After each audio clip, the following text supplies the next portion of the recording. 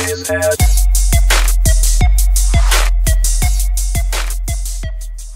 this is Qbear back again with FluidDruid.net to bring you the first in the tier 12 normal videos.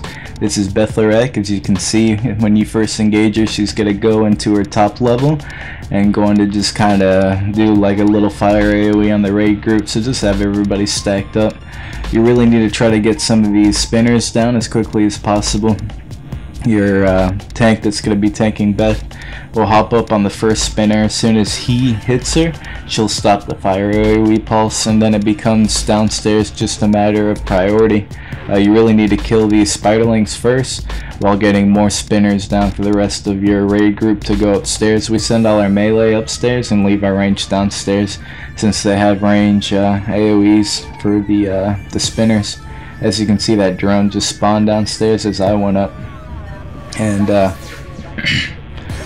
you have the tank pick that up, and that's the only one that really needs to be tanked down there, and then that becomes third in the priority system for downstairs. Beth'Tilac up here, what we're doing in phase 1 is just trying to get maximum damage on the boss, so when phase 2 pushes, we'll be set a good push. Don't have to go through so much of his health in phase 2 when there's the potential for a lot of AoE raid damage. She has an energy bar, and once that energy bar hits 0, she'll do that cast, the Smoldering Devastation that you see right now. Here, once I get downstairs, I pick up with everybody on the priority system. I'm trying to kill all these spiderlings, and then I'll start to do what I can on these spinners right here. We do find out later that you can taunt the spinners, and they'll actually fall off of their web and drop that glyph that people can click on to go upstairs. As you can see, I go up here, and for some reason when I try to go bear form to taunt, my action bar changed, which is why you see me really confused as I realized what I did and then switch my action bar back to my DPS one. I think that I'm really excited about these series of videos because this is actually all of our first kills. Obviously I didn't go in last week and kill this boss. My guild did the one PTR boss which I uploaded for you guys, which was Alice Razor. We did not do any other PTR testing, so I definitely watch videos online of people killing this boss on PTR.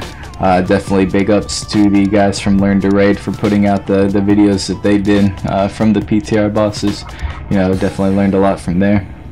But overall, you're going to see the decisions that I make, and instead of just talking about all the different boss abilities and stuff like that, since they're now all in your beautiful encounter journals, I really just want to share with you the thought process that I go through when I'm doing a progression boss like this. The different things that I go to attack. You're not going to see maximum Savage Roar rip up times currently. I've always told people that progression is definitely where you try to maximize your survivability while doing respectable damage, and then farm content is where you want to try to raise your EP in a little bit and get the world rankings out there. So again, it's this priority system. You need to kill these spiderlings, you need to kill these spinners, and then start working on the drone if you're part of the downstairs group. One important thing to note is that you only get 3 Smoldering Devastations that cast that Beth'Tilac does when she reaches 0 energy, in order to do as much damage as you can. After that third cast is when phase 2 is going to start. Phase 2 is not percentage based off of this boss's health. It's completely and utterly just after the third Smoldering Devastation. I don't think I mentioned these paths. You see that glyph that I just had to move there for the meteor? Basically that just does fire damage, and then it leaves that that red stuff on the ground, the little lava burning web thing. If you do pass over that, you'll fall through the web. That's another method to go down. However, it seems to be bugged. I never got caught with the web when I fell through a lava meteor. I always got caught for the web to avoid fall damage when I went through the bigger hole in the center, which is a melee. It's really easy to do since you're there anyway. So as you can see, that was the third Smoldering Devastation, pop lusting it on this boss.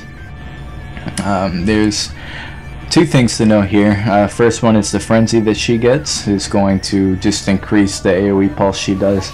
It's important for your healers not to panic though. There is, as you can see, plenty of time in between the casts to go ahead and top up the ray.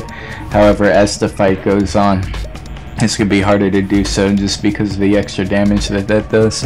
The tanks will need a tank swap here. When he gets the debuff, he's going to pulse for 10 yards, I believe it is, AoE damage. So he gets that and just runs 10 yards out of the raid. You'll see a couple examples of that. Like I said, really excited about this series of videos. If you have any questions, beautiful raid strategy section was added to FluidDruid.net under the forums, where you can get tips and tricks not only from myself, but from all the other pharaohs that are killing this boss. If you have any questions about specific boss abilities, you need to check out learntoraid.com. Those guys do beautiful work, and I will plug them until the day I die. Of course, for maximizing feral DPS, FluidDruid.net is the website that you need to check out. This is Qbear, guys. Hope you enjoyed this. I'll catch you on the next boss kill.